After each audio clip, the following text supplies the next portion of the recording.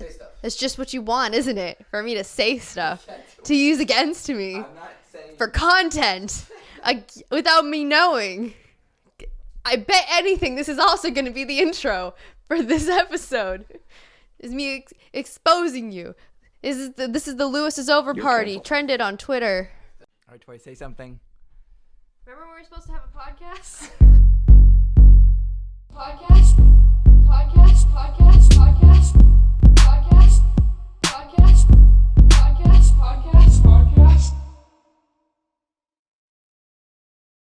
Episode 10. All right, is this their start then? It may be. Who knows? All right, well, we've been talking for like a whole minute without saying hello and welcome to the LEM'n'TEA podcast. Hi, I'm Lem. I'm T. And we're on episode 10. It's kind of 10. a big milestone. Yeah. Like, it doesn't seem like that much, but it kind of is. I mean, to keep anything going for 10 consecutive sittings is a big deal. That's almost the full length of a season on TV. That's true. Yeah. Take that, Friends. How many episodes did Friends have? We'll beat you yet. I don't know. It was probably like in the double digits or something. It had to be. Maybe. Friends was very popular. Like, I don't remember exactly when it ended, but I know it was like past 2000. Maybe it was like 2002, 2003. Mm-hmm. Like early 2000s, I think, right?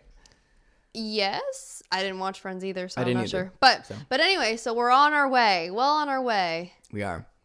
And on the way to number 10, what huge ass thing happened?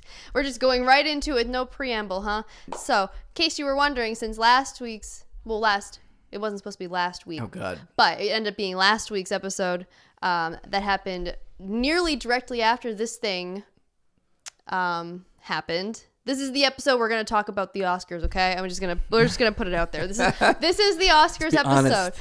This is what the producers wanted. They knew the ratings were tanking every year. This is the conspiracy theory, obviously, before all this resulting stuff happened where people were like, oh, wait, it was real. And it I've seen shit about that. Me too. And I really didn't think it was real either at first. Because it was like... Okay. I don't know. It was just also like acted out at first, it seemed. Like in the beginning. Yeah. But there was a definite tone change. Like he gets back to when he started dropping F-bombs on live television, that was where it seemed... I would have even considered that. No matter how bad your rankings are, I don't think that you would risk getting like, what is it? Like, it's like $500K from the FCC or something like that to say that certain swear words on television. And it worked because their ratings went up 58% from last year. That's a pretty good change. It's pretty good. And all because Jamie Lee Curtis took a homeless dog on stage and promoted adoption. And then shot it. And then shot it live on stage. Said Jamie Lee Curtis, not Alec Baldwin. I know how the two names can get confused, but... wow. Alec Baldwin. You bring that up again? What do you mean again? I didn't...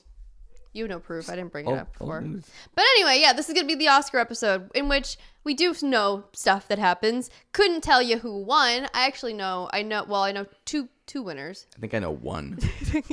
Yeah. My other one that I know is not the one you're thinking of is, I think it was like Best International Film, and it went to...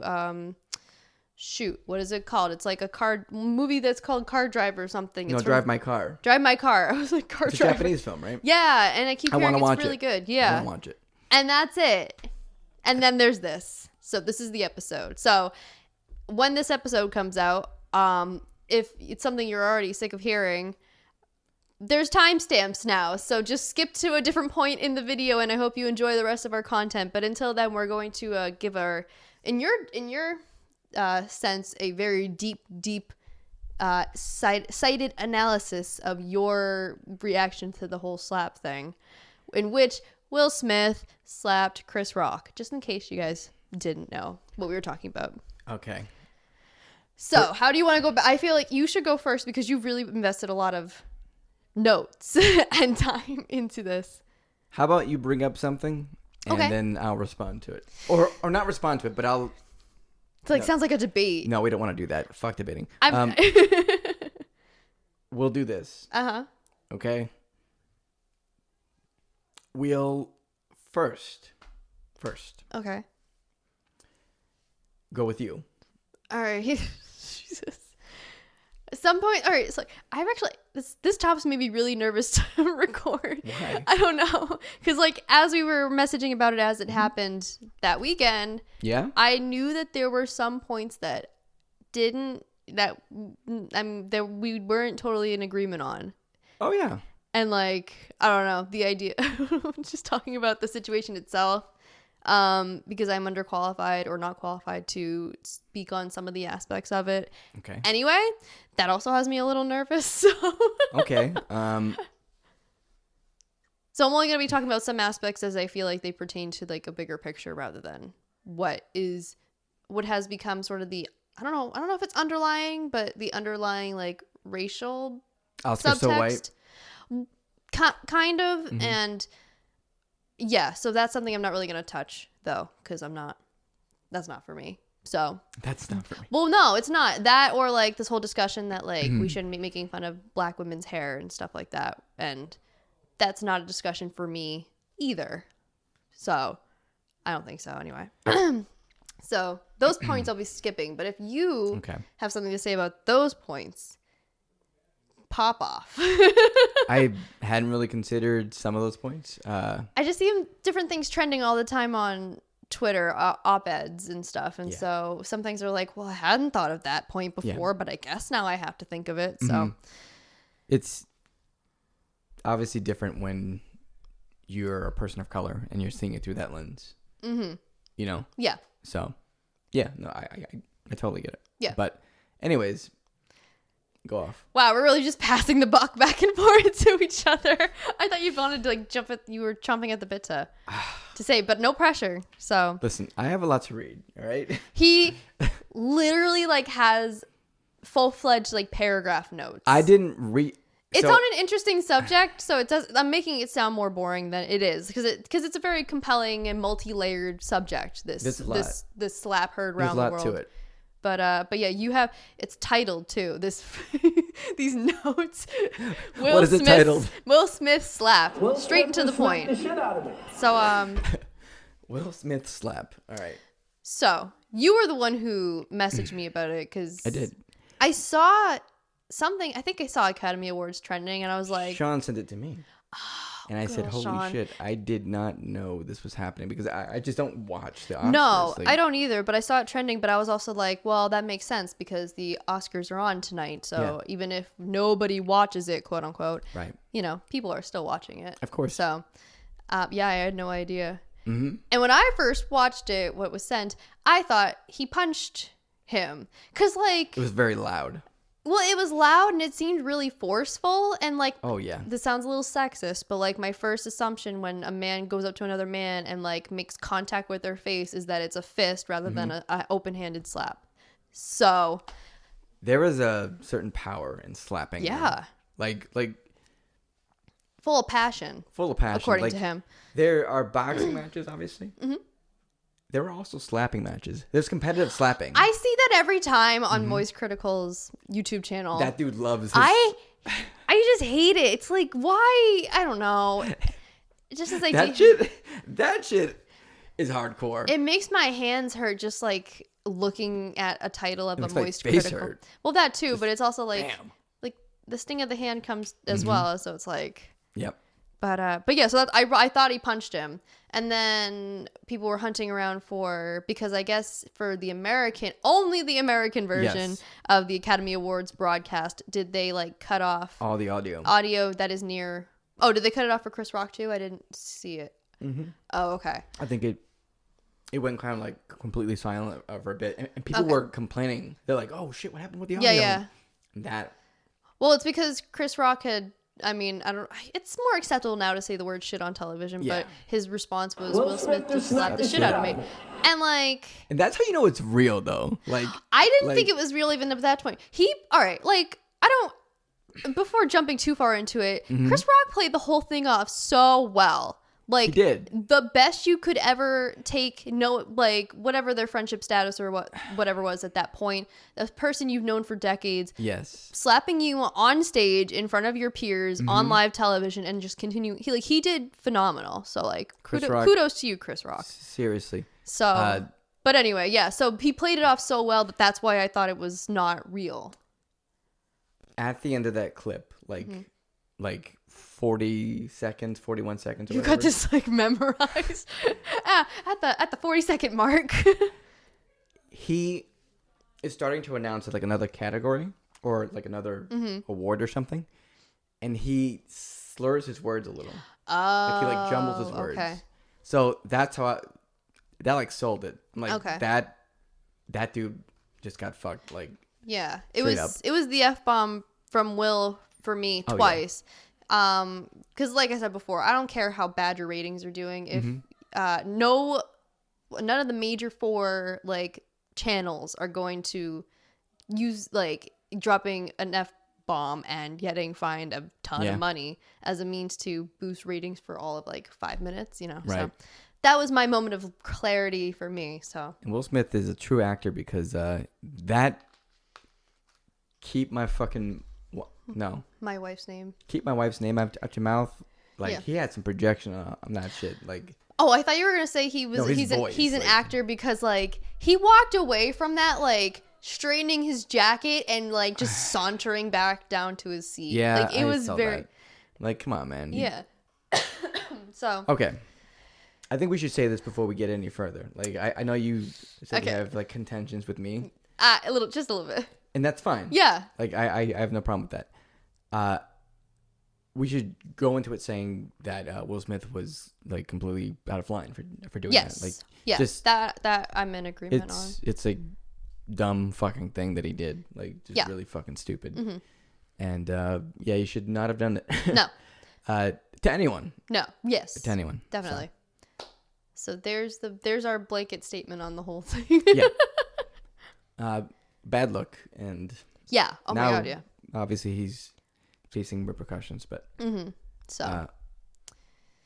So my main gripes were I was actually seeing a lot on my not a lot on my Facebook page. A couple of people who had said that Chris Rock deserved it. No, he did not.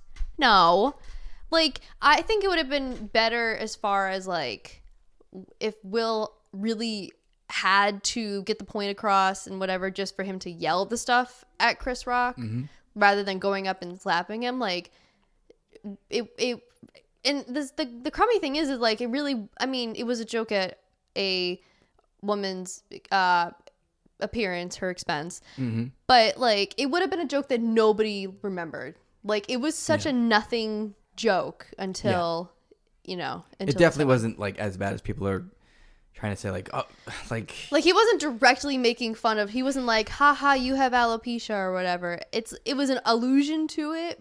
Yes. Through a reference. Mm-hmm.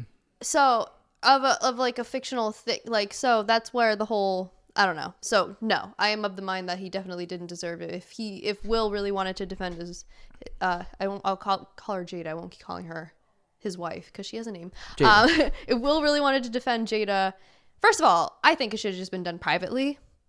Not on broadcast television. But second, if it had to be done on broadcast television, just the yelling, I think, would have been sufficient. So I agree with that. Yeah. 100%. Cool. Okay. We disagree in some instances, but like in total, I think we're pretty much on the same side of things. Just because, like, nobody should be assaulting anybody, regardless of. Well, I'm going to stop there. I think only in a situation where you feel like physically threatened. But this was definitely not it. So it was not warranted. It was a shitty joke. And then he could have walked out of it with Chris Rock looking like an asshole at the worst, right? Yeah. I'm sure it wouldn't have been. I really don't know much of Chris Rock's work at all. But I'm sure it wouldn't have been the first time anybody thought that of him as he was walking off of a set or whatever. No. So, but he's an insult comic. Like, that much I know about him. So, but that's like not. So he's a comic.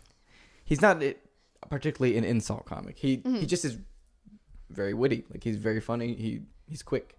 Right. So, like, okay. so any comic is an insult comic in that Mm-hmm. regard. But, like, he definitely, like, could have just I'm sorry, I'm distracted by what's going We're on gathering your thoughts. No. My kids are Oh. calling, so I am gonna. Our special guest, Lewis's kids, and they're gonna talk about the Will Smith slap. Yeah. All right. They are for it. They are for it. They're- Okay. Okay. So, give me a sec. Tori. Yep. Yeah. I don't remember what we were talking about. Oh, Will Will Smith. Smith the slap. Where the fuck were we though? I don't know. I really want to know. Okay, well, Sure. first you had said that in total you agree with the whole like Yes. that it shouldn't have happened. What were the little discrepancies, do you think? That you So at first, different like, opinion the thing about Will Smith, like, maybe being kicked out of the academy, which he resigned at this point. Oh, you mean the fallout? Okay, I thought you were talking about specifically the incident itself. I'm going like No, piece no. by piece. The incident itself was just a shitty thing that he did. Like, not a good thing that he did. He shouldn't have done it. Mm-hmm. You don't touch people. You don't do that kind of shit, obviously. Yeah. But I guess something is going on that's deeper. That's what people keep saying. You know, like, it just feels like. I don't know, because it's like it's hard to know what is sort of their, what is it called, like Red Table Talk or whatever show that they have. What goes on in their lives and stuff. But they're open and honest, and they hear a lot of shit mm-hmm. about, like, Jaden, about, Willow, Mm-hmm. about their marriage and shit. Like, so I don't know. Maybe this just hit him differently because it was a medical condition and blah blah blah. But Mm-hmm. I'm just saying, like, they seem able to kind of take things in stride. Well, I mean, all right. So some people were kind of defending it, and again, this is another layer of like we don't really know what's going on. Mm-hmm. Was that Will initially laughed at the joke, and Yeah. then like Jada sort of like stiffened up in her chair and stuff.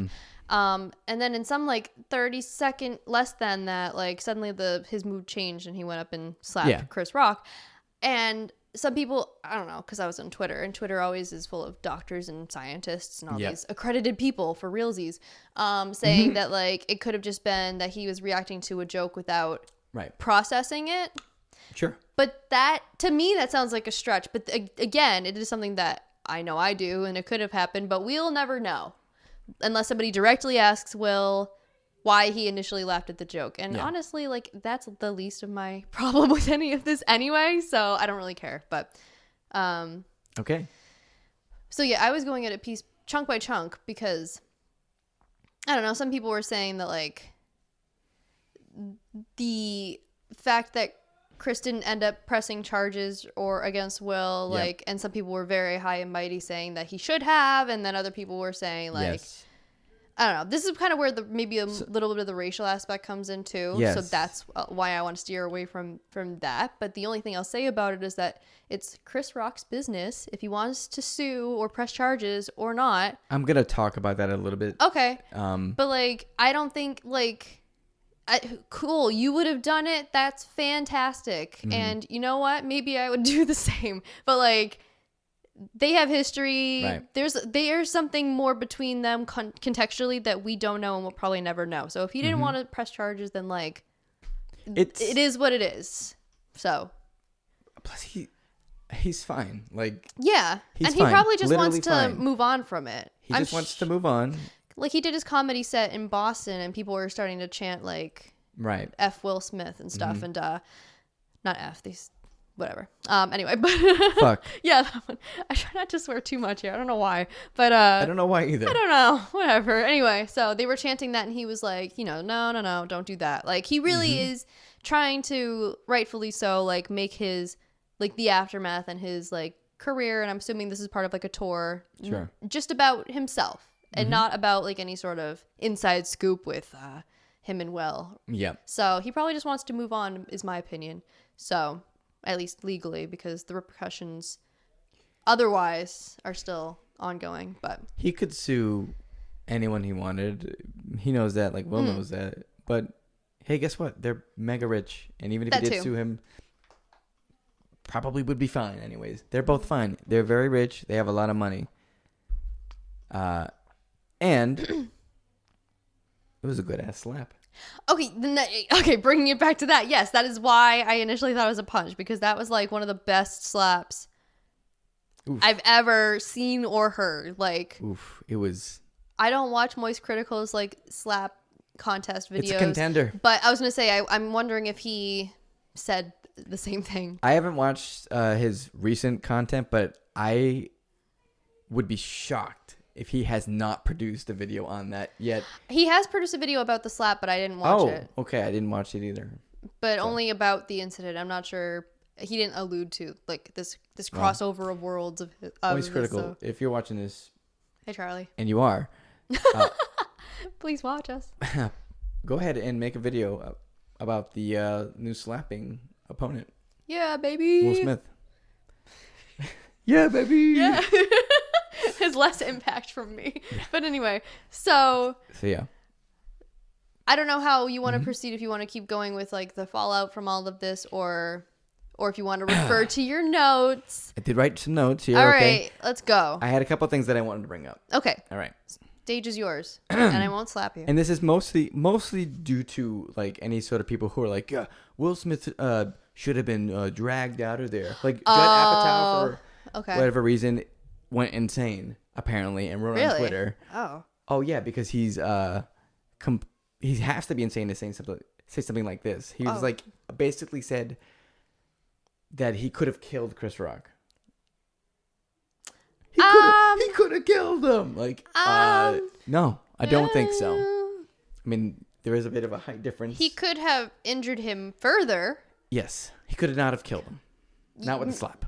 Well, okay. Well, we were just sticking with the slap. I thought you were talking about like physicality or whatever. I don't know why. No, just with that instance. Just with the slap. The slap okay. is not gonna Then do yeah, anything. no. Okay, so fuck off. Not unless Chris Rock fell backwards and hit his head or something. Some like What if? freak accident, like Yeah, but anyway, no. Jesus. That's a very hot take. super hot take, and he got roasted. Hot as the sun. Fucking awful take. Yeah. So, in regards to repercussions, Mm-hmm. like maybe him, obviously he's resigned at this point, but at the point when I wrote this, he hadn't yet resigned. Talking about Will Smith resigning from being Right. a member of the Academy Awards, which Yes. I did not even know you could do.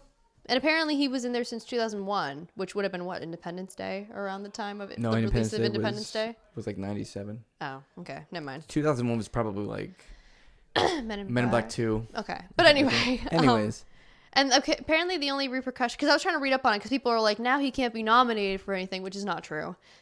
All it means is just like, it's just special perk stuff. Yeah. And people were saying that since Jada is still a member of the Academy Awards, she could have a +1 and it could be Will. So it's like, he could still be invited to these things or whatever, regardless of being nominated. By proxy. By proxy. So it doesn't mean he will never be nominated for anything ever again. So there's really... I mean, it was It's whatever. yeah, and it was definitely something that Will probably felt like probably that he had to do, and also he wanted to do because there is a pending internal investigation about if they're going to... I think that what's on the table is like he's suspended from the Academy Awards for however long. He could be expelled from there, which I'd be very surprised by. Or I guess there's talks of taking the Oscar away, which I would also be very surprised by. Yes. So, And but that's those kind of what this list... I think he wanted to like maybe make things easier, at least, so that he wasn't like seen as desperately clinging on to his Academy Award membership status. Sure. I guess the investigation's still gonna go on, but yeah, regardless. But yeah, that was sort of his like fall on the sword ish moment. But anyway, so yeah, people wanted him to be like dragged out by the ankles out of the Academy Award show afterwards. Yeah. In fact, so speaking of dragging out. Okay. I don't know what you mean by that. 1973. Oh my God. We are going historical. All right. Marlon Brando wins the Oscar for The Godfather. Oh, I know this. Okay. Yeah. Yeah, you probably do. I know more about it now. I know about the first part. I didn't know about what you're probably going to bring up. Yeah, so he didn't go to accept the Oscar himself. At a protest. Because he was protesting the treatment of Native Americans. Yeah. All right. Yep. So he sends. I'm gonna look at the guy. Apache president of the National Native American Affirmative Image Committee, Sacheen Littlefeather. And so he sends someone who is a native to not only decline the Oscar. Yeah, because I remember the video. I remember that video. Yes. They're trying to give it to her, and she's like, "Yep." Just walks over and talks in the mic and stuff. So that's what basically she was there to do, was advocate. Yes. Use his time on a national platform to advocate. Clint Eastwood was hosting that year. And I guess he made a remark like, I don't know if I should present this award on behalf of all the cowboys shot on all the John Ford Westerns in the theaters. John Wayne, or not John Wayne, Clint Eastwood. Everybody. I don't know that that's a comparable thing. Unless the people who were shot by descendants of Alec Baldwin. But bringing it back, huh? I am. You know what? You gotta keep stoking that flame. I know it was an honest mistake from him. Maybe not super honest because of whatever this props department, that's its own whole thing. But what I don't like now is that he was saying that it's not his fault or whatever. So it's like, well, technically it is. But anyway, so I'll stop making jokes at Alec Baldwin. Congratulations on your 7th child. That is insane to me. It's a lot of children. That's too much. So anyway. That's 5 too much. I mean, he can afford it, so, good on that, but otherwise... No, he needs to stop fucking. Please, God. Nick Cannon, Alec Baldwin. Alan Baldwin, there's a lot of them. Yeah, but anyway, so Clint Eastwood made a non-comparable comparison. And then, during the presentation, Wayne had to be restrained by 6 security guards to stop himself from trying to confront the woman on stage. What would he have... I don't know. I don't really want to think about that. I was going to say, what would he have done? But, like... God knows. And thank God it didn't happen. Yeah. Marlon Brando was a real one, first of all. Rest in peace. Marlon Brando. Really, though, he was. No, yeah. I don't know much about him, so I'm not gonna say anything. I know this was pretty neat, so I didn't know about that. What I know, maybe I'll talk about it later. What I know about him is from most of it is literally from like his Lost Media final project because it's Lost Media. Marlon Brando. Yeah. So. Yes. But anyway, we're not talking about white guys. We're talking about right now we're talking about a white. Oh no, we're talking about white guys. and Sacheen Littlefeather. So. Yes. Other problem. So. Clint Eastwood has actually won Oscars, or at least one. I don't since know if then, I'm assuming. Since the incident, and then if there were going to be any repercussions, then I'm assuming Clint Eastwood's been around for 60 years more than. But I'm just saying, he did something that was sus and said something that was sus, and to my knowledge, he was never stripped of any award. Right. Yeah. So. That's the first one I have. Okay. All right. Second one, Roman Polanski. Okay. He won Best Director for The Pianist in 2002. Oh, okay. Never mind. I thought you said. I'm not gonna say pianist. Okay. It's pianist. I don't care if it sounds I didn't think you said. I don't care what it sounds like. Tory. Ooh, what a risky joke talking about Roman Polanski. Well. Roman Polanski, okay? In 1977, Polanski was arrested and charged with drugging, and I can't say that other word. R-wording. A 13-year-old girl. As a result of a plea bargain, though, he pleaded guilty to the lesser offense of unlawful... what is solicitation? Or I don't know if I can say that word either. Okay. With a minor. In 1978, upon learning that the judge planned to reject his plea and impose a prison term, he fled the U.S., basically. Yes, that's right. He doesn't live in the U.S. anymore. He does not. Yeah, and I think I know where a couple of your other examples are going to go, but... oh, yes. Go on, but really. Woody Allen. Yep, okay, yep. 4 Oscar wins. According to court testimony on August 4th, 1992, Allen visited the children at Mia Farrow's home in Bridgewater, Connecticut. And while she was shopping with a friend, the next day the babysitter told her employer that he had seen that Dylan was sitting on the sofa and Woody was kneeling on the floor facing her with his head in her lap. All right. And more not so great stuff. He has this odd relationship with his adopted stepdaughter or something like that. Yeah, they're married and they have children. they're married and they have children. That's the weirdness of it. So like, that's where the grooming stuff comes in. Yeah. So, and there was that documentary that was released like 2 years ago. Catch and Kill. Is that what it was called? I don't know. Well, there was a book written by his son. So, because we had it at the library. It was about this whole incident, and I think it even interviewed like Mia Farrow. Yeah, because she's fully in the camp of that something happened, right? Yeah. So that makes sense. So instances like those are ones where people have done legally and morally reprehensible stuff, but still been able to win awards. Yeah. Great. So yeah, that is a good point, but like that also is just sort of like an ew thing. So it also reminds me in a modern equivalent of and I don't know what the result was with Casey Affleck, because that was another, he got accused of did anything ever come of that? I'm not sure, and because I should have looked it up, but like at the time he was being heavily accused, I think by more than one girl, of what Twitter likes to abbreviate as SA. Okay, yeah. And there's this clip of Brie Larson where she has to announce that he's the winner of an Oscar, and she like visibly just doesn't clap the whole time.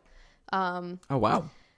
And he was still able to keep his, whatever the results of that were or not. Maybe I'll look that up. But if you have any other your other notes? Oh yeah, no, I have a ton of notes. Do you want to like go so I don't take up the whole segment here? I mean, you've been wanting to talk about this and prepare for it, so it's perfectly fine. All right. I will say though, I don't. One of my other big issues with this whole thing is when Will Smith won the Oscar. Oh yeah. I have a big problem with, first of all, people giving him standing ovation for it. That was like, if you're happy that he won, like, clap. Just sit and clap. It's like, did we need like this long? Apparently I didn't watch it. There was like 2 standing ovations and stuff. That, I don't know. I didn't like that. And it has, for anybody, because again, the racial aspect of this, it's not because it was a black man winning his first Oscar. It was because this man, who happens to be black, just committed an assault on somebody on live television and is now being praised for good karma, I guess. And my second problem, my bigger problem though with it, is that Will didn't apologize or acknowledge it, other than to say that love makes you do crazy things, which is what domestic abusers say to justify abusing their spouses. Like, people will always say, it's because I love them so much that I acted like, no, that's really bad. I don't care if people thought it was like a romantic gesture or whatever. The justification, because there shouldn't have been a justification for it. All it should have been was like, heat of the moment, I felt hurt for my wife or whatever, but don't justify it by saying that it was an act of passion, because it's not. And I don't care who you are or what you try to say or try to spin it. I have a big problem with that whole thing. So spinning it back over to Casey Affleck and Brie Larson. Not that I don't think anybody shouldn't have clapped for him, but like, it didn't warrant, in the aftermath of assaulting somebody, a standing ovation or 2. And that's my hot I don't think take. anyone would disagree with that. You'd be surprised. I'm sorry. I don't think anyone who isn't insane wouldn't, like, that aspect, if it was not the racial side of things, like, that was, he got a standing ovation for what fucking reason? Like, yeah, I get he should have gotten the award, but maybe, like you said, just don't stand up and clap. Right, yeah. Just like sit and clap, or clap if you want to. Like, because I get it, it's an award ceremony, someone's won a big award, and you want to be happy for them. And prior to this moment, Will is, he probably would have gotten a very, very likable guy in Hollywood who was up for his first Oscar, and everybody was really happy for him. He's been in the industry for forever, and I'm sure, so part of me is like, everybody was kind of just going with the motions of, and sometimes you're just swept up in the swell of the excitement of somebody winning, and that's fine. My problem is really just more with how he handled himself in his speech. I don't know. It was just not. Was not it. So I think he should have probably apologized immediately. But I guess he did apologize the day after or something like that, like the next day. Mm-hmm. So at least he apologized. And as for Casey Affleck, it says he has settled his 2 sexual harassment. Whoops, I said the thing. Lawsuits out of court. So, I mean, that's not necessarily saying you're innocent in that, I guess. So good job, Brie Larson. Please stop buying NFTs. Thank you. Anyway. God, NFTs suck. God damn. And every fucking time I go on Twitter and I log in just to see like if we have any notifications. Mm-hmm. When we get new followers, like some of them will have be fucking NFT bots, dude. The hexagons and stuff? They don't have the hexagons. Oh, okay. They just are like accounts that find content that says NFT on it, which we have an episode titled. Oh yeah, Lemon NFT. Lemon NFT. So it's one of my favorite titles too. It's pretty good. But anyway, so anyway, yes, that's my other major like problem with this. It was I think I have one more aspect to this that I have more problem with, but you seem ready to. No, I'm just my final problem, and this is a little bit of more of a divisive one, is like as a librarian, I'm a very, and even before then, I'm a very big proponent of free speech. I feel like that you should say, as long as you are not, hurting or disparaging at like any kind of person, you should be able to say what you want. You should have your own opinion. I like dark comedy, so I don't think it was like, I don't know, all his jokes get approval from the Academy anyway. So I don't think it was necessarily like he shouldn't have said that joke. That's kind of what I have an issue with. I do see both sides of it though, so I'm not like staunchly of the belief that like, but the freedom of speech part of me is like, at the very least, no matter, that he said it was wrong, it does not deserve anybody getting assaulted over for exercising their freedom of speech. I think that's mainly where my problem is. So did he exercise his freedom of speech? Chris Rock? Yeah. Yeah, by making the joke. Then it's fine. Yeah, well, some people are saying he shouldn't have said it, but I guess that's also more in tune with like. Well, they're upset that he probably knew about the alopecia and. Yeah, because it's all I see on Twitter. So I saw that Jada had come out with it in December of last year. Yeah. And I don't know. It's a very debilitating disease in the sense of it being, especially for women, where hair is what sometimes brings this idea of beauty and confidence and everything, and to lose it, especially in the way that you lose it, must be very devastating and even traumatic in some points. But it is not a terminal disease. That's also like, people are making it seem as though like Chris Rock made a joke about her having like stage 4 cancer or something. It's not the same as that. And I don't want to split hairs about it, really. Oh God. Oh, I didn't mean no, I didn't mean it like that. Wow. I didn't mean it like that. Anyway, but I don't want to do that between jokes about diseases. I'm moving on. High five. I'm not high-fiving you. I'm moving on. I'm not acknowledging that. I am not stopping unless you do. There you go. All right. That was weird. Anyway, I'm not acknowledging that anymore. Anyway, I don't want to make it like a thing about it being alopecia versus cancer or whatever, but my whole point is that nothing that you say exercising your freedom of speech warrants you getting assaulted, and that's pretty much it. But I 100% agree. I mean, but I know that that's also going into the tones of it being about a woman, and then also a black woman, and also about hair and stuff. Like, it's a whole multi-layered thing. But sure. But I think that's really all I have to say about everything. Yeah. So anyway, also I don't think he deserves to get his Oscar taken away. It seems like, I think the reason, not to justify the people you mentioned in your notes, but for the people you mentioned in your notes, the bad things they did or said didn't happen on live TV that prompted that sort of action.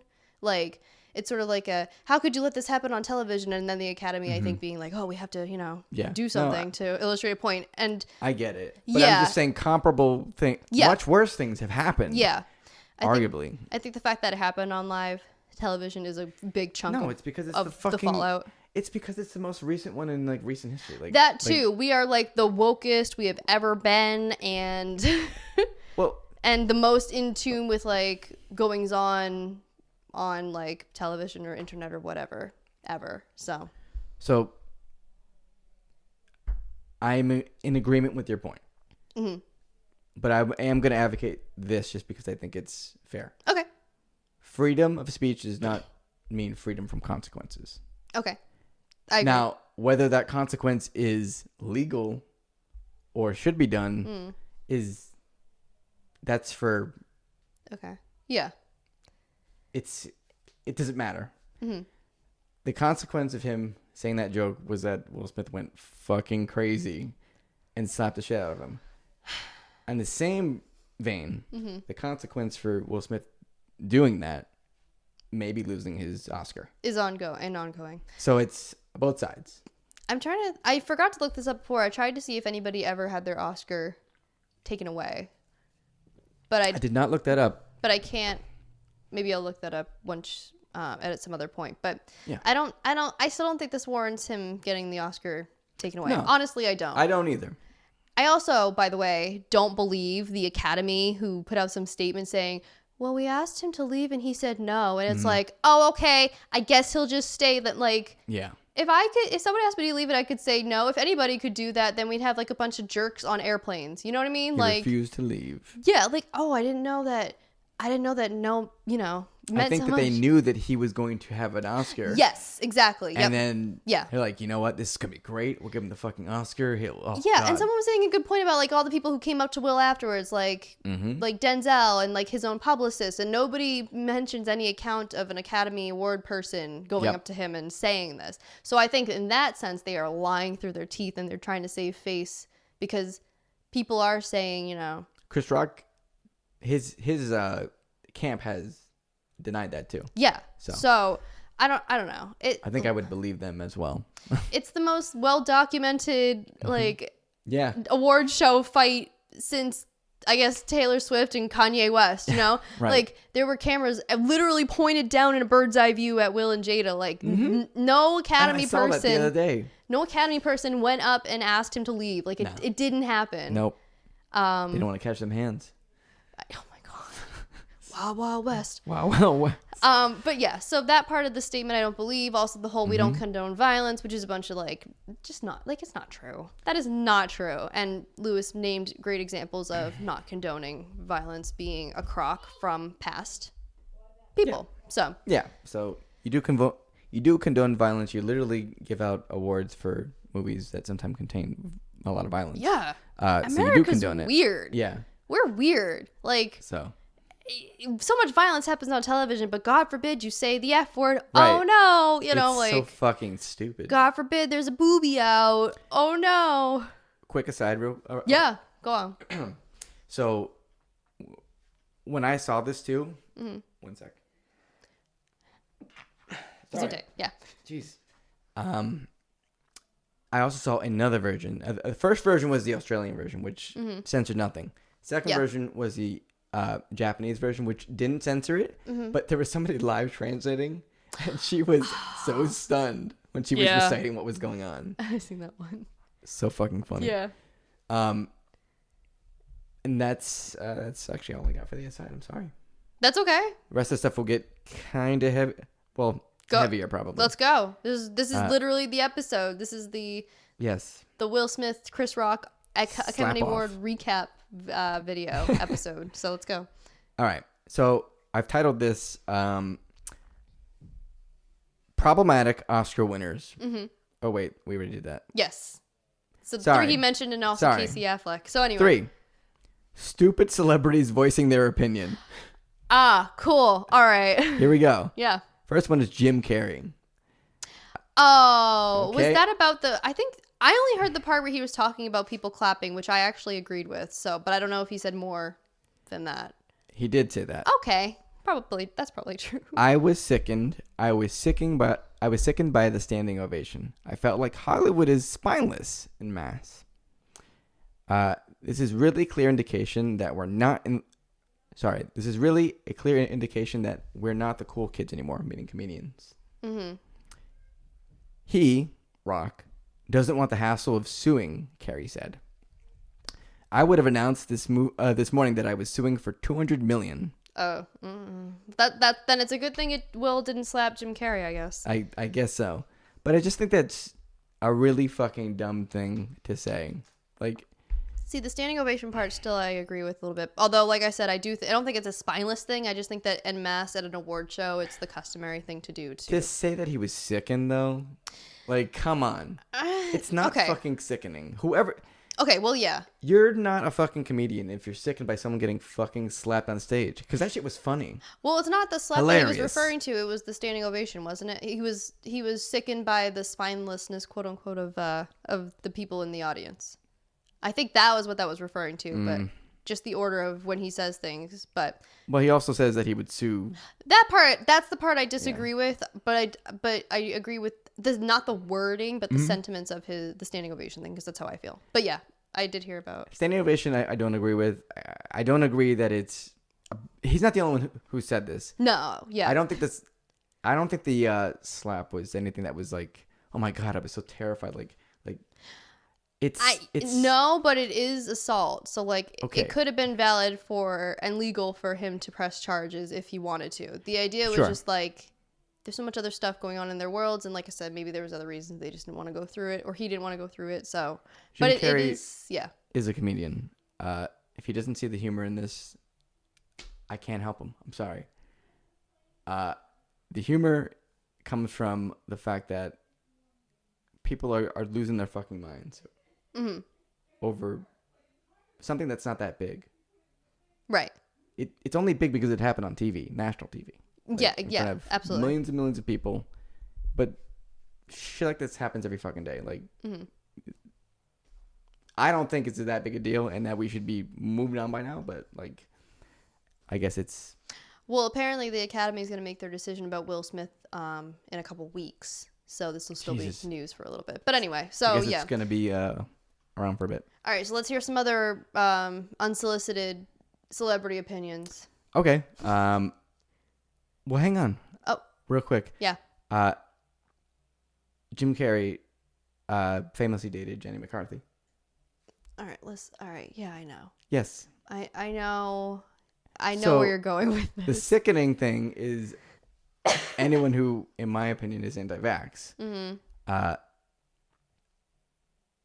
I think he said at one point, California Gov says he's poisoning more children. Or he tweeted this. I'm sorry. In 2015, he tweeted this tweet. California Gov says yes to poisoning more children with mercury and aluminum in mandatory vaccines. This corporate fascist must be stopped. I'm assuming part of it would be Jenny McCarthy's influence. He's also his own adult, obviously. He can make his own, like, informed or less informed decisions. But he made the decision to tweet this. Yes. And I also feel like that time in his life was a very weird... Like, he was saying a lot of stuff about, like, fascists and whatever. It was He still does. He seems a little more zen now. Just a little bit. But they're not dating anymore. So that also is wrong. Yeah, I don't know what his... She's married to that Wahlberg brother. Oh. Donnie? I think it's Donnie. The one that nobody cares about, yep. The one who didn't assault somebody. Oh. Topical! Jeez. Look at that. Well, it's like 6 degrees of Will Smith. I don't know. But anyway, so, all right. What's another unsolicited celeb opinion? Let's see. This one I just thought was funny. Oh, gosh. It was Kathy Griffin, and she's like, let me tell you something. As she tweeted this, I think. It's like your voice for her. Let me tell you something. It's a very bad practice to walk up on stage and physically assault a comedian, which nobody disagrees with. Yeah. Now we will have to all worry about who wants to be the next, quote-unquote, Will Smith in comedy clubs and theaters. That's not fucking happening. It's not going to fucking happen because Will Smith slapped fucking Chris Rock. And it would have happened anyway. There's some... Well, mostly it's hecklers from the stage, but I'm sure there's been a fair amount of times where people have, like, gone up on a stage. And let me tell you this. Like, this is Kathy Griffin, who's obviously bothered by this. But also in 2017, for whatever reason, decided that she would hold up a fucking severed head of Donald Trump. Like, yeah, nobody said that she made good decisions. No, I'm just saying, like, if this is slapping us over the line, then Well, yeah, and she's still paying for the repercussions of that too. Because it was one of those things where it's like even people who hated Trump were like, "Whoa, you need to back up," So I guess I'm not advocating for Will Smith to not get any repercussions. But she was also using violence to make a point too, Kathy Griffin, by holding up that bloody severed Trump head. So was Will Smith. Just saying. So was Will Smith. Two sides of the same coin, but yeah. So it's not like a slap across. It's not a shooter, okay? Like it's not a school shooter. She's making it sound like a when will it end or whatever sort of thing. It's not gonna happen. It's just not gonna happen. There's always some like asshole in the crowd or like maybe overeager. I've seen compilations of like drag queens who like there's like overexcited people in the audience who try to go up and like personally put like dollars in their bras or what, like you know. I think it's any performer has that sort of inherent risk. So, but that's a far stretch of a comparison. It's just a very over exaggerated take. Yeah. Like that's what I'm bothered by is the fucking super exaggerations on this from he could have killed him to like the fact that like, oh, who's gonna be the next Will Smith at the comedy club? No one is. Yeah. No one. So. No one. I'm sorry. No. This is. Other than that, I didn't even think the fucking Chris Rock joke was that bad. Like, no. Like. And now it's like it could. The best way to like. Not reacting would have been the best way to go about it. Like I said, nobody would have remembered this like stupid, literally throwaway G.I. Jane joke. Like nobody would have remembered it. It would have faded into obscurity, or it would have just made him look like an asshole. Like really his best, you know. Words can't hurt you, sticks and stones, all those sort of sayings. Like taking that sort of high road was the best and only option, and if he had any willpower to contain himself, I guess. Very very nice. That one was on purpose. I'll take credit for that one. Rock solid. Rocked his world. Oof. Hey. But yeah, that's basically all I have to say is. Oh, that was it. My point was. Yeah. Stop overreacting. Most of that was just shit that I ripped off from Wikipedia. Oh, okay. But I wanted to have it at the ready so I could actually read it. At the ready. And stop overreacting. It's a slap. It's fucking over. It was kind of funny. Standing O was shitty. Mm-hmm. His speech was worse. His speech was whatever. And it sucks too because like through literally entire fault of his own, his first ever Oscar win is forever tainted with the preceding incident. Like, this should have been like a beautiful moment. Like he played a role for, it was for King Richard, which is one of the few movies I know about from last year, which was a biopic about Venus and Serena Williams. He played their father in the movie. Like it was an inspirational role about like legendary game changing powerful black women. Like this should have been warranting us 2 standing ovations without us questioning why Hollywood is spineless. But anyway, I said it exaggerated. If you can't catch the exaggeration, then I don't know what to tell you. I got you. But anyway, it should like it's all his fault that like this. It is. Like, yes, Chris said the joke that was bad. The high road is an option. Like, it wasn't like his only option was to go up there and hit him, or go up there or go and say anything. Like, so it's unfortunate that this is how it is now. It is, and I'm sure he's feeling the repercussions very hard, and will still be doing so in the coming weeks. Yeah. But and eventually they're going to move the fuck on, and hopefully so will everybody else, and we'll shut the fuck up about it. I think part of the reason this is such a big thing, too, is that it's, Will Smith, who is one of, seemingly so the nicest guys in Hollywood. Hollywood's baddest motherfucker. Yeah. Did you see him in his own biopic, Wild West? Oh. He was the baddest. He said it. He's the baddest, yeah, and there's a song to go with it too. Oof, we usually do this song as a go-to in karaoke. That's gonna be, I don't know. There's an extra layer of fun with doing that now. There is. But anyway, I think that's part of the reason this is so like shock. Like if it was, I don't know, like Christian Bale or something who. Yeah, he's had problems. Yeah, or somebody who's like Daniel Radcliffe. Is he known for having No. problems or tirades or whatever? But since Shia LaBeouf. do it. Do it.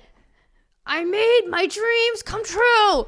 Psh. I wouldn't be surprised if it was him, is what I'm saying, because he's had very public outbursts. Or yeah, well, that's what I'm saying too. Yeah. So I don't think like Will just released a biography too. I know because I cataloged it and I took a proof picture with my stupid face because it's his face on the cover and it's funny. But anyway, Right.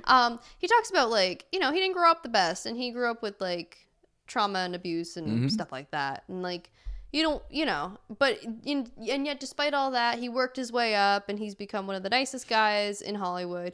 I don't doubt that's still true even now. Sure. Like this wasn't for no reason that this happened, but I think the reason that this is still blowing up the way it is because it's Will Smith. Like yeah, it's Will Smith and because of his reputation. Yeah, definitely. And now he's not the bad boy of Hollywood. He's like the family man now. Now he's the bad boy. Bad for boy life. Will Smith, bad boys for life. Yeah. So I also do genuinely wonder, and I might check this out when I'm at my job on Monday, if the movie G.I. Jane has gotten checked out anymore. Ooh. I'm curious because maybe people are like, "What is that movie?" Yeah. Demi Moore kind of wins in this situation, I guess. If there has to be a winner, Demi Moore. it's Demi Moore. If interest went up, but anyway. So speaking about Demi Moore. Oh. Bruce Willis. Man, we are like so good at segues. Oof. But smooth. yeah. So but those are all our thoughts on the Academy Awards, and we'll probably have more if they come out by the next episode of the podcast. But thank you for listening to us talk about this one instance for an hour.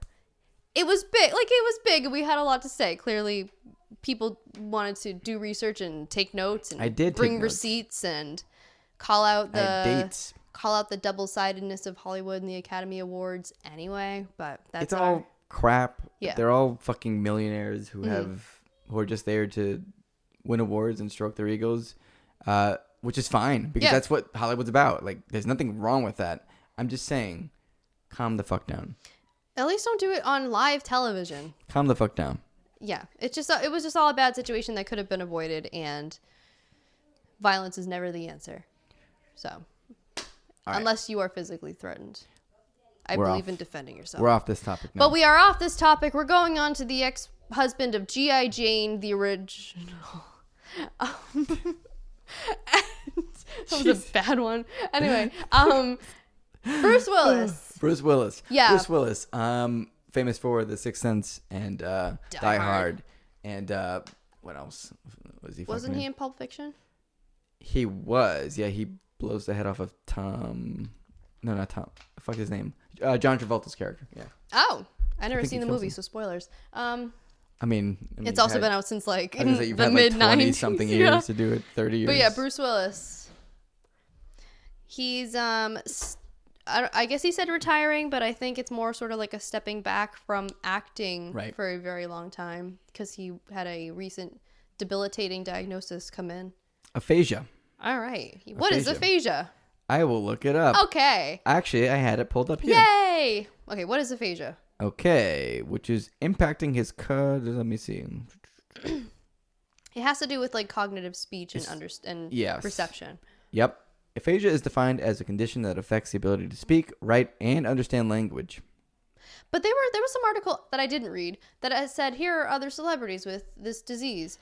And, like, I think I saw Emilia Clarke on one of them and stuff. So she actually might have that, yeah, because she was kind of out of acting for a little bit during her Game of Thrones. Remember that? Yeah, I remember that. I do. Yep.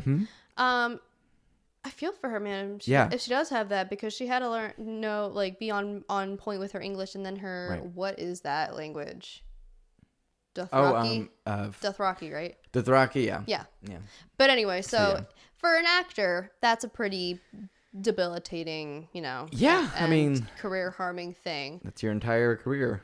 And it made me think about, this is going to sound weird. It made me think about Robin Williams. Okay. Because he had, because as people know, hopefully you guys know, to break the news if you don't know, Robin Williams committed suicide. And it was because at first he had gotten diagnosed with what what doctors believe to be dementia. After doing an autopsy, they found he had what is called Lewy body disease, which is a much more debilitating kind of like strain of dementia. But like, you just completely lose yourself, and it's really fast. I actually didn't know that. I thought it was just the depression thing. I mean, that probably contributed to it too, but I think it was exacerbated by his recent diagnosis. And so obviously there was, I don't know, there's no note or whatever, but the main theory is that after being diagnosed with this debilitating disease, he committed suicide because he didn't want to put himself through that. And he didn't want to put his loved ones through that. And that's like, I mean, God, I hope it doesn't get to that point for Bruce Willis, but like getting diagnosed, or similar to maybe even like Michael J. Fox too, with, what is it? It's Parkinson's, right? Yeah. Yeah. It's Parkinson's. Something that directly impacts not only your means of income and making a living, but your quality of living. Like that's gotta be really, really hard. And it sucks that Bruce Willis has to walk away from this because he needs to focus on his own health. But it's also a sobering reminder that this can happen to anybody, and like no one is too famous to get sick. Aphasia. Or get aphasia. I was going to say get sick in general, but... Yeah, just have some sort of illness. And, it happens to everybody, and life is fragile. It is. So, but yeah, I don't know. That sort of came out of nowhere. It kind of caught me off guard. Also coming out of nowhere was a celebrity death that my mom in her Deadpool still did not have. Okay. Was Taylor Hawkins from the drummer of the Foo Fighters. That's right. And... also bringing it back to biographies, because we have really well-timed biographies happening and being released. Dave Grohl, lead singer of the Foo Fighters, released a biography, and I guess there's a lot of him talking about how like Taylor was like his like soulmate and like kind of like a brother from another mother, and like he like I think verbatim said like I would take a bullet for him and stuff. Wow. And so they were very close, and I had no idea. Like I won't pretend to. Yeah. I'm a pretender. I only know a couple songs from the Foo Fighters. Like I bombed the Hurdle that had the Foo Fighters as a tribute guest for the day. It's okay. Like I won't pretend to know much about them other than that it has Dave Grohl, and he was originally the drummer for Nirvana. So, but that kind of came out of nowhere. I actually had seen things trending too that the Foo Fighters were like touring and stuff. Like they literally just had a concert a couple days before. They canceled all their upcoming ones. You know what I mean? Yeah, and I feel bad because he's more of a public figure, so I guess that's why people are saying it instead of being like I feel bad for Taylor's wife and like family and stuff. But people are all like saying I feel really bad for Dave. But I get it because they don't know her. Well, they don't know her, and they also know that Dave had to go through a very public, like, coping with the death of Kurt Cobain as well. Another well-to-do, scraggly, blonde-haired musical person. So, just the parallels. That's nothing else. I'm not conspiracy theorying anything. But anyway. Lincoln's assistant. Sorry. Lincoln's assistant was named Kennedy, and Kennedy's assistant was named Lincoln. It's so cool. I will not stop talking about that anytime you bring it up, and I don't bring it up. Anyway, but Dave's already had to go through this, and Foo Fighters have been around since like early 2000s-ish. Like they've been doing this for at least 15 years or so. Like I feel horrible for him. Like 20-something years. Yeah. Oh, more than... Okay. Probably was more than that. I have to, like... That's how little I know about the Foo Fighters. A long time, yeah. When we were kids, on MTV, their video for Learn to Fly was premiering. That's the Hurdle song I didn't get. Yep. That makes sense. I didn't know the title. And then when I listened to the rest of it, I was like, oh, yeah, they do say that in the chorus. But anyway. No problem. Nope. No hate. Get good.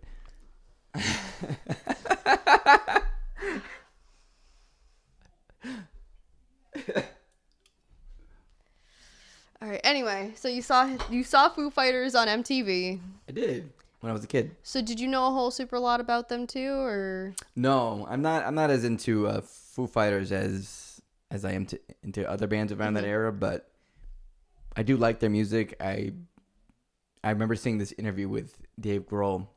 He was sitting down with Pharrell of NERD and Neptunes and all that kind of stuff. I forgot about NERD. Yeah. But anyway, sorry, go ahead. And he was telling Pharrell how a lot of the songs that he would, match up drum beats for were from like old soul funk songs or whatever. Oh. So. Oh, nice. Mm-hmm. So I feel like Smells Like Teen Spirit is the same kind of drum beat as You Dropped the Bomb on Me from the Gap Band. Oh. And he met with that guy. He met with one of the members of the Gap Band. Mm-hmm. And I guess he like was like, oh, I kind of like used that for my my song. And the guy from the Gap Band, I guess, already knew. He's like, yeah, I know. Wow. Mm-hmm. I had no idea. Yep. So Foo Fighters seems like a great band and a great bunch of people. Tangent, I'm sorry. And no, that was interesting. I have to listen to Teen Spirit now again. Yes. So because I like that. I love that You Dropped the Bomb on Me song. Yes. But yeah, so it's a tragic situation all around. Very unexpected. He was only 50. I guess Taylor had also done an interview with the Rolling Stone in like they said a few months ago, so like very recent, talking about his health and everything. Sure. And one of the things he said was like, I think like the coolest thing would be if I like died doing what I love. Like if I died on stage drumming, I think it'd be really poetic or whatever. And this is not what happened. He was found in a hotel room, I believe. People are saying that he complained about having chest pains like before, so it wasn't like a Bob Saget went to sleep whatever thing. Yeah. It was maybe a thing he was aware was happening, but we still don't know what happened. So overdose, I don't know. It could be a couple of weeks, months, There's also instances of people like if they take a bunch of maybe medications or something, accidentally overdosing. Sure. I did read, because now I know so much more about Taylor Hawkins than I ever have in my life for this sad reason. That I guess he had an overdose in 2001. So he was it was kind of a dark demon in his past. What was his drug? I think it was heroin, but I'm not sure. That makes sense. I don't know. Maybe I won't fact check that. I'll just stick with it. It was an overdose. But these sort of toxicology reports things take weeks. Also, we're not going to know for a little while. We won't really know for happened. a while. And so yeah, I don't know. I didn't expect it. It's like one of those like Bob Saget was like a left field one too. It's sort of like of all the TV dads to die. It's like of all the members of a prominent rock band to die. Yep. It was just a very like whoa. Bob Saget, man. Oh, Bob Saget. I think honestly, this is kind of weird to say this, but if I were to think of anyone that was going to die from Full House, I probably would have picked Bob Saget, because he was a stand-up comedian, and a lot of comedians go through a lot of, like dark thoughts. It's very depressing. Some even claim that like you have to have like extreme depression to be a comedian. It's like a prerequisite. So that wouldn't have shocked me so much if it came out that he had an overdose or something like that, or did something to himself or whatever. But that wouldn't have been my pick. I don't want to speculate on the deaths of Full House cast members. Mine would have been the girl who plays Stephanie, Jodie Sweetin. You don't want to speculate, but you just did. I did, but she actually did have a bad drug problem. Okay. That's why. So, but anyway, she's alive, which is great, and I'm happy that, she overcame her addiction and stuff. And as for Taylor, I don't know. Like, I don't have any personal attachment to Foo Fighters other than knowing a couple of songs, but I'm still sort of, I don't know. I feel like a lot of people are like that. They're just sort of like taken aback by. It's very rare for rock bands too to have like a drummer who is maybe just almost as well known as the lead singer of the band and everything. I think. Dave Grohl, Phil Collins. I know there's more. God, it's on the tip of my fucking tongue. Neil Peart. Oh yeah. From Rush. Yeah. Okay. Very famous drummer. There's other ones, but I'm sorry, I just can't remember them. Wait, Phil Collins was a drummer? Yeah. What? Yeah. For Genesis? Yeah. What? I thought he was a singer. Is he not the singer? He is a singer. Oh, he does both? Oh, wait, I'm going to fact check myself right Ooh, okay. Hang on. We are not faking news here. We are not spreading fake news. We are checking our sources, crossing our T's, dotting our I's. I didn't know he was the drummer and lead singer of the rock band Genesis. So I he had did no both. idea. Yeah, I didn't mean to Yes. doubt you. I didn't know he even drummed at all. Wow. Oh yeah, He's retiring too. he is. He's on his last tour. He is. Elton John's on his last tour. I think he already did his last tour, or is he He still doing extended. it? He put another date in for Boston. He put a date in for Boston. Yeah, a second date now too. Oh shit. Oh, you want to go see him? Yeah, because it's fucking Elton John. Well, I'll have to look into that one too when that's happening. But he added a Shit. second date. It's basically, I think it's become slightly a joke that it's like the longest farewell or something. But I don't know. For someone like Elton John, he could do what he wants. Let him do it. Let him have a farewell tour that goes for 3 years. He wrote "Can You Feel the Love Tonight," guys. He wrote "Candle in the Wind." Yes, he did. He wrote Rocket Man. Rocket Man. He wrote "I'm Still Standing." Great song. Bop. Yes. But anyway, yes. So got a little off topic, but yeah. So it's good that the Foo Fighters canceled their upcoming gigs. You know, I know they had more stuff in the month of March, and I know they had more stuff next month for May. And you know, losing such a key figure of your band like that, it's not, you know, unless they totally feel like they are comfortable doing it, they shouldn't have to push themselves. Like Linkin Park still doesn't even quite know what they're doing yet. Like they do things every now and then, but nothing like official. I'm gonna be honest with you. I don't know if I would listen to Linkin Park without Chester. I listen to Mike Shinoda stuff, and I like it. Yeah, but that's Fort Minor. Or his own stuff. He Or releases his own stuff. And he has had, there's a lot of songs, not a lot, but there's a good amount of songs in Linkin Park where he's had a much more prominent. Yeah. But yeah, no, I agree. I'm not saying I wouldn't listen to Mike Shinoda. I'm saying as a group, I think it was be Linkin Park. Yeah. Yeah. That's a problem faced in K-pop a lot when a member leaves. It's like, it's not the same or whatever. So I totally get it. So, but hopefully Foo Fighters can come back. But this seems like maybe such a big blow that they might be done. But time will tell. So if they're done, they're done. Maybe Dave Grohl will do another project by himself, solo project, you know. Mm-hmm. Yeah. Who knows? But yeah. I would think so. Horrible. Because I think he was using, well, by his own words, I think he had said that like writing certain songs in the Foo Fighters was his way of like coping with Kurt Cobain. So like I feel like he's one of those people where like music is just really ingrained in who they are. And I think he'll still do music for sure. Yeah. So we'll be waiting. Yeah. I will check it out. Will you? I will. No, I really will. Okay. I root for, I guess not, he's not the underdog, but I root for that sort of story. Funny because like you say you will, and I'm thinking what do you? You're a pretender. Oh my gosh. I think you're being a bit of a pretender here. I'm just saying. Are you trying to get the best of me? 10-hour version. Bang, bang, bang, bang, bang, bang. Boom, boom, boom. Yeah. So what are we at here? We are at the hypest comeback since Wonho. Maybe even more. I'm sorry, Wonho, you didn't hear that. Big Bang. Speaking of losing a member and continuing on, Big Bang coming back as a fearsome foursome. Therefore. I'm so hyped, man. I'm so excited. So Big Bang is my favorite Korean pop group ever on the planet. They are very, very big in Korea and even kind of beyond Korea, which was always kind of funny because they've kind of gone on record and been like, we don't really want to promote any in America or like anywhere else but like Korea or Japan or whatever. They're fine where they are, and they're huge. They've got bangers, all of their bang bangers, big bangers. I think biasly, there is not a single skip in any of their things, even when they were in their like awkward little baby That's crazy to hip hop phase. Some of it's a little strange. G-Dragon did a cover of This Love by Maroon 5. And he's like, but he's baby. He's like 18 or 19. He's very little. It's adorable, actually. But anyway, so they've also been around for forever, since 2006. They met Shrek. And they met Shrek. So anytime there is a K-pop inquiry for our wonderful hit game, 6 Degrees of Shrek. Right. 6 Layers of Shrek. 6 layers. I mix it up every time.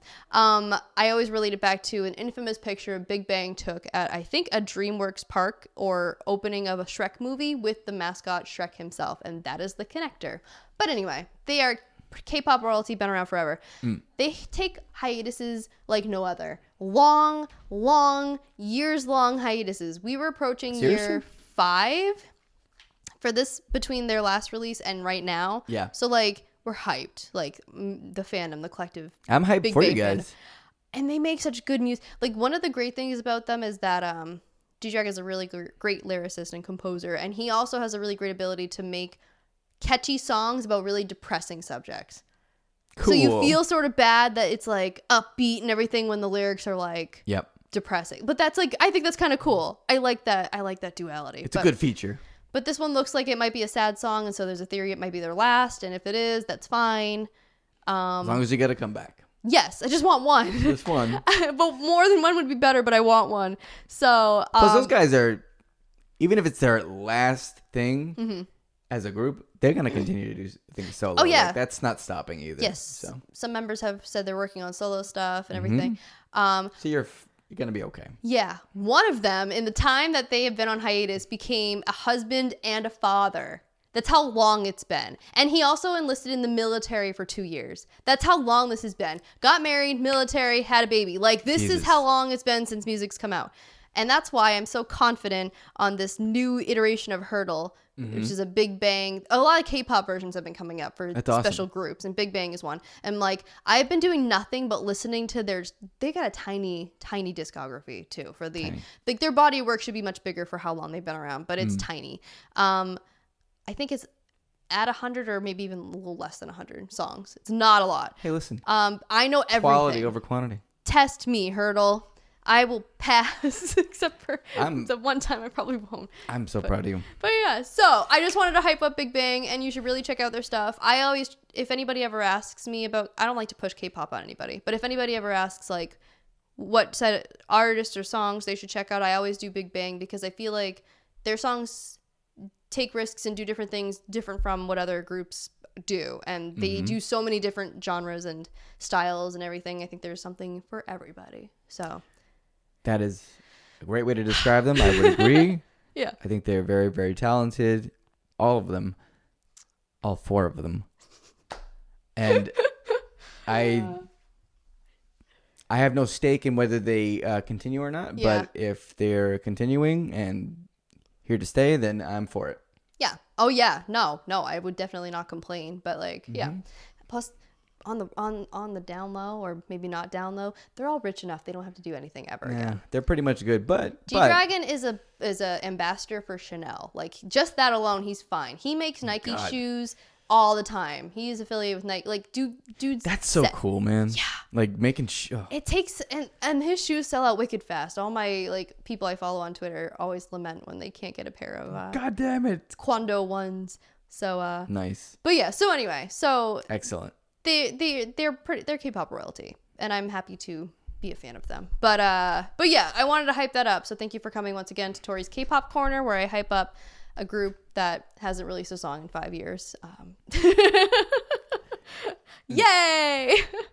Happy to do so. Yeah. Speaking of a long-awaited comeback. Yeah. I don't know much about this. You only just told me about it today, but r/place came back recently. I didn't know about it until yesterday. Oh, okay. Well, you know a little bit. You know more. 24 hours worth more. I do. Stuff. So what is r/place? So I guess in April 2017 it came out, and it was actually, I think it was created by the creator of Wordle, which is crazy. Weird. That dude takes on so many projects that apparently are massive too. Yeah. Like Wordle was massive, or it's still massive. Simple, and this is kind of simple too. Yeah. The way that it is. It basically, it's like an open canvas. So for like, I guess it was made up as a April Fool's joke at the time. Happy anniversary. Hey, it's April 2nd today.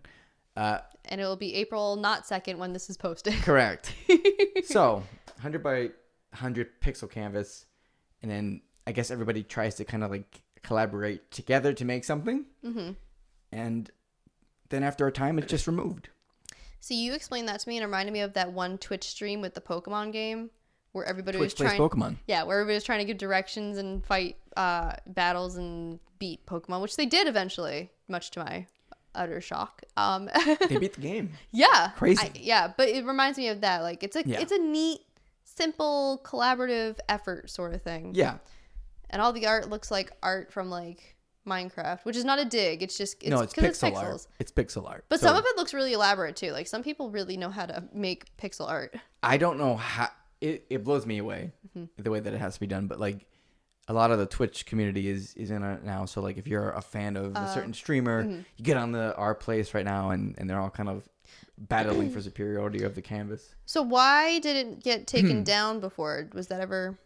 I haven't really looked into why. I think it just was up for a couple days for an April Fool's thing and then taken down. Oh, okay. So that's what I think it is probably going to happen again. But so for April Fool's, it got brought back. Yeah. That's so fun. It came back yesterday and it's up now. That seems like the only good April Fool's joke. It's actually really, it's true. Because don't know if you know this, but what I feel for St. Patrick's Day, I found out Lewis feels for April Fool's Day. Okay, so first of all, it's not like I don't like jokes and shit like that. Like I like jokes. No one's allowed to be funny today. Right. It's nothing to do with like that. Like Yeah. I consistently send you a picture of a doll that said you just got coconut mauled. I showed him coconut. He didn't know coconut mauled, and I regret. I mean, I don't regret it, but sometimes I do regret showing Lewis what coconut mauled. If you don't know, it's that loud volume warning. You just got coconut mauled. Tell all your friends you got coconut mauled. You're probably gonna want to put my volume down. No, it's fine. It's fine. In audio. Look at that thing. Yeah. Holy shit. So anyway, sorry. Anyways. But that's the coconut mauled meme. There's a video, Yes. but anyway. And I sent you, unrelated, a picture of a porcelain doll I have, and I just get these stupid images, which if you want to show, you can. It's not really necessary because it's just a porcelain doll's face close up that says you got coconut mauled in red text. I'm going to show it. But anyway, it's not that you don't like jokes. It's not that I don't like jokes. And you're not funny because you're hilarious, but... Wow, that's a really nice compliment. Thank you. No, I'm not saying that I'm saying that's not the reason why you don't like April Fool's Day. No. I'm just saying that's a very nice thing to say. Oh, okay. Because I don't think that. But I think you're fucking hilarious. Thank you. So anyway, but that's not the reason. It's just because, I don't know, man. The fucking haha got you, it's a prank thing. Like, it's just so, I'm just so over it, I guess. For that specific day? For that, no. Always. Like, okay. Those like prank videos. Oh, yeah. Like those aren't funny. Like, No. What's his name? Joey Salads made that one. Like, he always just like in the hood videos where it's just very, very fucking racist. Like, yeah. I just don't think they're funny. And then it's a whole fucking day that's about that. Like yesterday, somebody like, I guess maybe they told somebody in management that it was their 2 weeks. Like, I'm they quitting. did that as a prank? Like, that's man. crazy. Like, yeah. And people who do like the pregnancy thing, I think that's fucking wrong. I kind of keep forgetting until like friends on Facebook post like, don't do jokes about being pregnant. Right. And I genuinely, I don't know, because I don't think of it as like a joke. And actually, it's funny because sometimes I see comments. I think some article was posted on Maury's Facebook page, the Maury Povich Show, which I am a top fan of, by the way. You got the badge. I do. I'm doing the badge. Flex the badge. And some people are like, yeah, you're right. It's not a joke because I made this joke and then I ended up actually being pregnant and stuff. So it's like, don't be like, haha, got you for something that either could happen or is like a very traumatic, sensitive thing for some people. You know? I don't know. No, I got you. Like sorry, go ahead. No. Oh, okay. A good example of an April Fool's joke. I got fooled by this YouTuber I watch. His name is Fascinating Horror, and it's always Tuesday. Every Tuesday he puts out a video about some sort of like, I don't know, like nightclub fire or natural disaster, or like one of them was a bridge failure. We did one about like caving. So like a bunch of like, it's not like gory horror, and he tells it he's very classy about it. He posted a video on April Fool's Day, and I was excited because he never posts on Fridays. And it's called, I don't know if you'll get this from the name, it's called the Isla Nublar Incident. Okay, is this about Jurassic Park? Yeah. And this is the thumbnail, which is just the picture of the gate thing from Jurassic Park, which I realized, but I was like, maybe this was like, maybe they took the Jurassic Park thing, it's based on something real, because I didn't know it was called that. And eventually, like in this video, it gets further along, but he plays it straight from beginning to end. At no point does he go April Fools, not even in like his description does he do that, but only when he starts showing pictures of John Hammond. That was when I was like, no shit. I was like, oh my God. Yeah. That's an example of a good April Fool's joke. It doesn't harm anybody. It is actually funny. Like, yeah. It's well thought out. It's not offensive. Like, shit like that is fine. But it's when it's like, I don't know. There's just some that are either really dumb or really offensive. Death in the family. Like, yeah, that's really dumb. Like, yeah. Real stupid. Hurting yourself. That's also dumb. Breakups. That's traumatizing. Oh my God, like, I hate the breakup ones. Like, I think we're done. Like, even if it's not for like April Fool's Day, for pranks in general, those are horrible. Yeah. Those are so messed up. I don't like them. They do a lot of damage. I would be like, well, surprise, because now we're really breaking up. Right. Yeah, it's done. That's horrible. It's awful. So yeah, I agree with what you said about April Fools. All I try to do is really make sure I remember that it's April 1st and that dumb stuff could happen, but. Me too. I actually got fooled by one thing yesterday. Yeah. God, it's kind of embarrassing. I saw this post by Oreo. I thought, oh, this is weird. What the fuck is this? Because it wasn't a cookie. Okay. And they're like, yeah, we've partnered with Heinz to give you guys just the cream filling. It was like a ketchup packet. Oh, I did see that. Yeah. But I was like, oh, that's kind of weird. Like, I guess they could do that. I guess people just eat the filling or maybe put it in something. I don't know. People are fucking weird. Listen, people want all marshmallows for Lucky Charms, right? bags, so it's not really that weird to think of. Or all pink Starburst. So, but that's fine because that's the best flavor. But anyway. Okay. Anyway. But anyway, so Oreo. They got me. Because it was on April 1st. It was on April 1st, and I'm like, I guess it's not for me, but somebody wants it. Somebody wants it. Somebody does. I did find out because I don't know why I'm a fan of some of these pages on Facebook, but me too. I'm a fan of the Nickelodeon page, and apparently, genuinely, they premiered on April 1st. Oh, shit.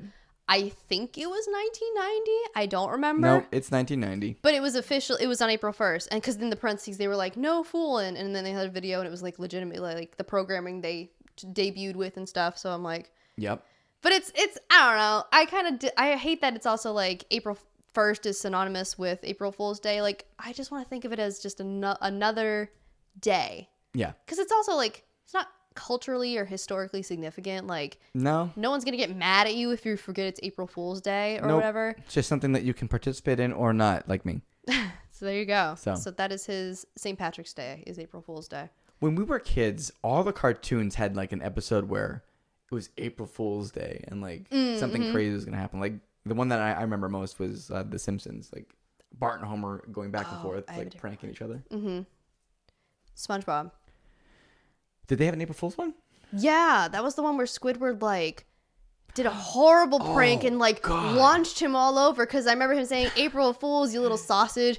Like that's also an example of like people like just messing up what should just be a one-off like little lighthearted thing if you're really gonna celebrate. I forgot about that whole fucking he sent them all over the fucking place, right? Yeah, it was messed up. Oh man, so Squidward's a fucking dickhead, dude. Like, more than usual. And then he could only apologize when his head was like in a bubble. It's like so I remember that all vividly. Yep. So, but do you remember for Adult Swim programming? Yes. Or Toonami? I remember Toonami in particular, and I forgot it was April 1st.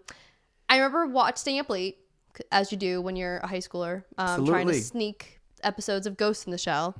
And every time they walked, there was a fart noise. And I was like, and they did the initial airing without the fart noise, and then they re-aired it with it, because it was a new episode. I'm assuming that was part of like the contingency of it. Yeah. Another one was, we're going to show the whole Aqua Teen Hunger Force movie. And then they showed like 10 seconds, and then they zoomed it into the corner, and it played the whole, like, those are funny. Those are funny. Yeah. Or The Room. Yes, which I did not know came from Adult Swim. Like, Adult Swim, Cartoon Network brought back, like, Family Guy. No, that was Fox. Cartoon Network brought back, what was it, Futurama? Futurama. I was like, it was some show with an F. But they also brought back King of the Hill too. Like they did King of that, the Hill. like, They made people care about the like. Talk about cultural reset. You know, they still are pretty good, but like there's nothing that like that early 2000s run of Adult Swim. Oh my god, where it was so like an nostalgia. initial phase. Oh god, I think about it all the time. It's one of my favorite memories as a kid. I think about that. The sun is your enemy. Yes. Thing. God forbid I wake up earlier than my alarm and my TV's still on. The sun is your enemy. Yeah. Oh my god, horrifying. But anyway, so long story short, don't be a dick with April Fool's joke. Don't be. And at this point, you can't be because it's over. It's over. Wait till next year. But next year, just so you don't fuck that up. Right. So. But yeah. So there's that. Yes. I think we're kind of running low on time. We probably have like 10 minutes. 10 minutes? Okay. Yeah. What on our magical, totally non-existent list we have in front of us do you want to talk about? I talked a lot about that stupid ass slap, so I'm going to leave that to you. Okay. Well, you also wanted to talk about a show that me and my husband are currently chipping away at, which is the sequel to one of my favorite animes, Inuyasha, called Yashahime. Yes. I wanted to talk about it because I'm really not liking it. And it's not like I'm a big Teen Titans fan, but don't like Teen Titans Go. It's not a thing about like, this isn't like the original. I'm only in the first season of Yashahime. The pacing is absolutely insane. It is so fast. You don't get to know anybody. I'm at the part, spoilers, because it's an ongoing series. They're on season 2, I think, but spoilers for season 1.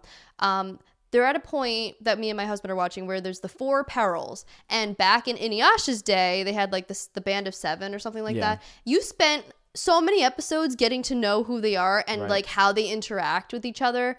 Like me and my husband didn't even know that one of them died. Like it took us 3 minutes to be like, oh my god, did that kill him? Is he dead? Like the pacing is outrageous. It's horrible.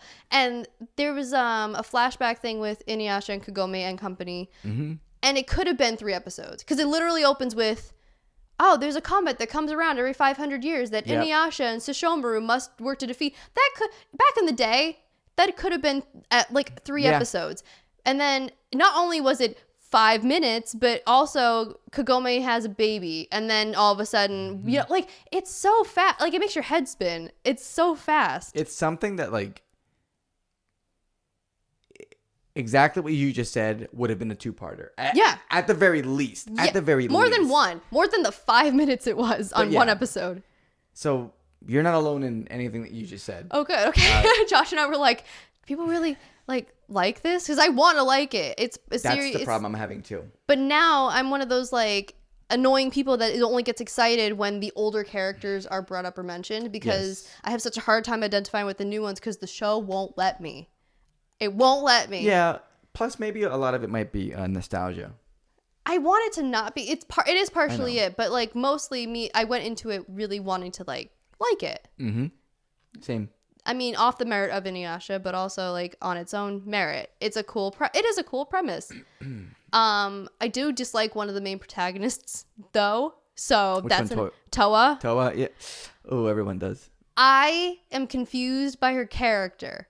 I don't understand how in the first episode she's like, I fight people. And then in literally every episode in the feudal era, she's like, we should just talk it out with this thing that is literally devouring human bones or like what is your motivation? Like what is your game here? Who are you? I like the whole trope of oh look, I'm Moroha and I'm never gonna get the fucking demon remains. I do actually. Moroha's me and my husband's favorite character. Moroha, and at first it was like she was very archetypey and very like, come on. And then spoilers, it was revealed that she was raised by Koga, and I was like, oh, that makes so much sense. And part of it was because I really want to see Koga. Yeah, that's why.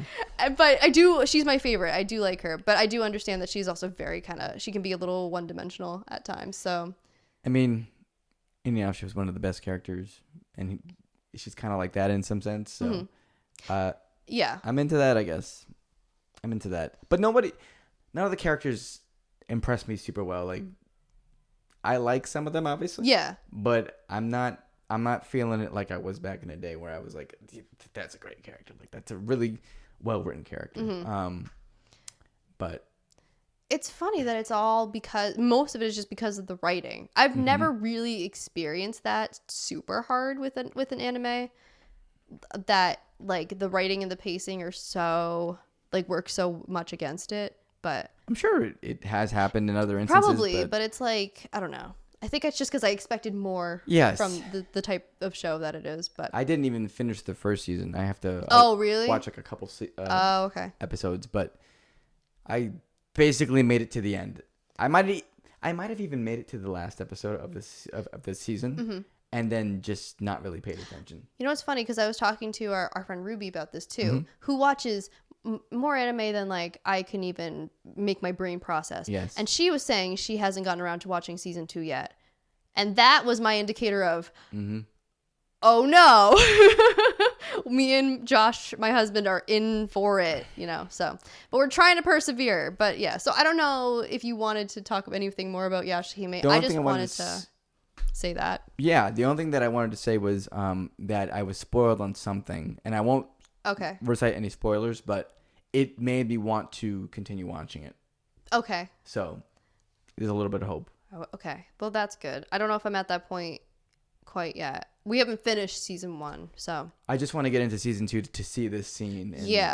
And it is currently ongoing, so that's why like me and Josh were trying to like wait it out before watching. We like to binge stuff, as millennials do, don't you know? Yeah. And I think maybe even Gen Zers. I think boomers even. I can't binge like too much. I have a focus problem. So when I'm watching TV, like even if I like something, I can only do a couple episodes. Like just a couple. If I'm sitting for too long, I want to get up. I want to do other shit. Like I'm like that too, but if it's something I really do genuinely like, like if it was up to me, we're watching Survivor still, I would go through that. We would already be done. But sometimes I also know that like it's not feasible, or it, you know, you want to watch it while you're interested in it. So, but yeah, so I figure we would end on a semi-high note about ripping on Yashahime, because I am trying so hard, and I really do genuinely think like 75% of my reason for not liking it is not nostalgia based. It is rooted in the show itself, and I feel like I would feel like this if it wasn't related to Inuyasha, but the fact that it is hurts it more because there is the inevitable comparison about the original. How it paced. Although they do say shit a couple times in it, because we're watching the dub, because I wanted to hear the original voices, some of them, because is Richard Cox in it? He is. The voice actress for Kagome never did the original sequel series to Inuyasha. I guess there was some sort of contractual thing, and she's based, I don't know. I think everybody was based in Canada and she was in America or something like that. Okay. And then the voice of Moroku, he actually passed away in real life. So he was, I think the word is that he only was able to record for 1 episode, and then that was it. So, but everybody else is original, and I wanted to watch it for that reason, because I like that. And I liked the dub. I don't know.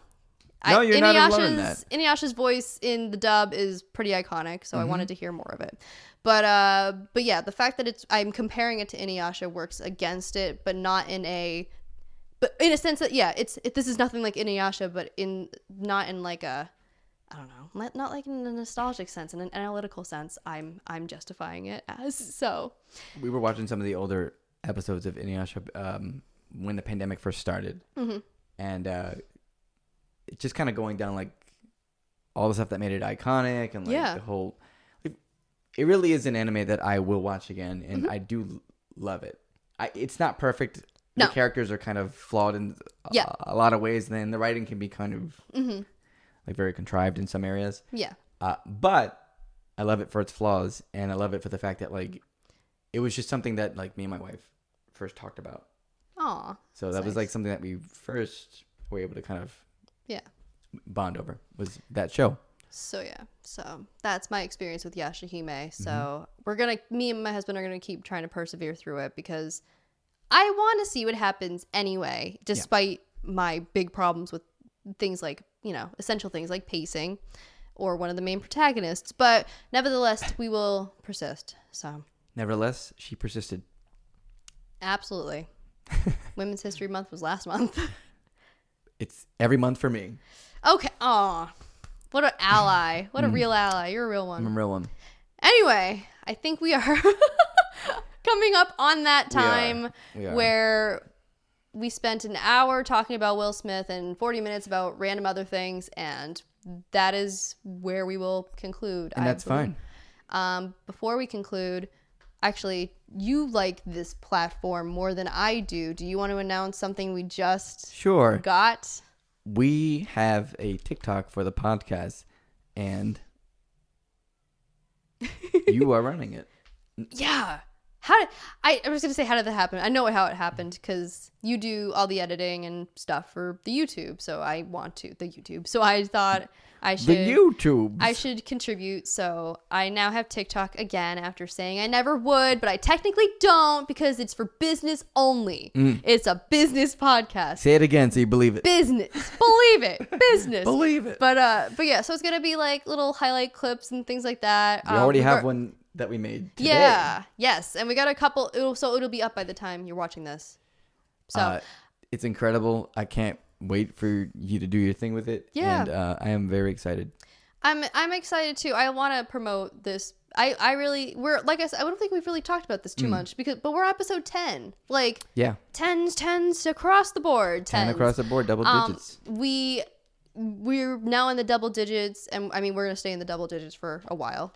Correct. There's a lot of double digits, but correct. It's our first one, and that's really cool, and I really want to show this off to people. So TikTok seems like a good, natural it's perfect. way to go. And if that goes well, they'll probably end up on YouTube as YouTube shorts, or as I call them, fake TikToks. So, which is what I use, my preferred short video watching TikToks platform. So. Well, yeah, so fake. So it'll be on real TikTok soon. So you can follow us at LEM'n'TEA Podcast on TikTok. I'm so excited for that. I can't wait for this other one to be posted too. This one we just made up together because it is really funny. Yeah. And it's a really funny moment from episode 9. Yes, our most recent episode. Oh God, it's so funny. Well, until this one, it's a moment that every time the podcast comes out, I watch it because obviously, or listen to it. And there was one part, which I won't say, but it's something that neither of us react to. And it's so baffling. It is. And editing the TikTok we just did for it was, I tried to analyze it and I couldn't, I just want to say I'm sorry. I'm really okay. sorry. That's okay. Hey. It made for good content. At that point, it was International Women's Month. Yes. And power to you. All Absolutely. Right? So anyway, check us out on TikTok and on Twitter. Both of them are LEM'n'TEA Podcast because we are consistent. Yes. And if you like what you heard, subscribe to LEM'n'TEA Podcast YouTube channel because we also want to maintain double digits and keep growing. So thank you, guys. It really means a lot. Oh, you can check us out at youtube.com/AzarasFlame with 2 E's or twitch.tv/limo. Yes. Where hopefully one of us will be posting soon. And it won't take as long as Internet Historian or Michael Reeves. Hopefully not. For you, it won't. For me, it will. It's already over 2 years. Okay, well, you are the Michael Reeves of this channel now. So, how do you feel about that? I don't know. We'll find out. But anyway, thank you guys for watching, and we'll catch you on the next one, where hopefully we'll have much more to talk about more than slapping. Than one thing for an hour. I have something in mind for next episode. I'm very excited for, and hopefully you guys will be too. Get hyped. I'm hyped. A little nervous, but hyped. Don't be nervous. All right, guys. But bye. Bye, everybody. What the fuck is it? You.